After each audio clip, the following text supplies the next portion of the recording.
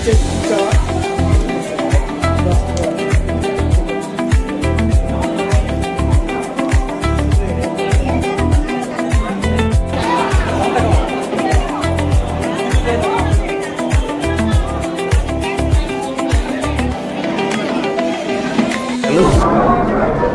ఉమ్మడి కూటమి ఏర్పడినప్పటి నుంచి కూడా నారా చంద్రబాబు నాయుడు గారి ఆదేశాల మేరకు, పవన్ కళ్యాణ్ గారి ఆలోచన మేరకు, నరేంద్ర మోడీ గారి ఆశీస్సులతోటి ఈ ఆంధ్ర రాష్ట్రాన్ని అభివృద్ధి చేయాలి, స్వర్ణాంధ్రప్రదేశ్కి మార్చుకోవాలనే కార్యక్రమాన్ని చేపట్టి రేపు మే 2న నరేంద్ర మోడీ గారు మన ప్రీతమ్మ ప్రధానమంత్రి గారు అమరావతి రావడం జరుగుతుంది. కాబట్టి మరి అందరూ కూడా కొన్ని వేల మంది, లక్షల మంది ఆ కార్యక్రమం హాజరవుతున్నారు. ఈ కార్యక్రమాన్ని విజయవంతం చేయాలి.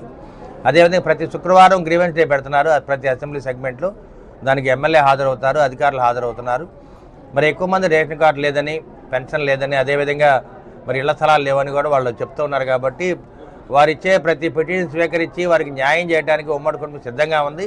ముఖ్యంగా నారా చంద్రబాబు నాయుడు గారు ప్రతి కార్యక్రమాన్ని దగ్గరుండి పర్యవేక్షిస్తున్నారు.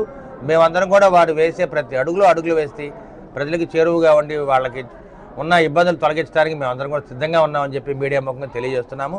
అదేవిధంగా అందరం కూడా రేపు మే 2న నరేంద్ర మోడీ గారి పర్యటన విజయవంతం చేయాలని చెప్పి ప్రజలకు నేను పిలుపునిస్తున్నాను.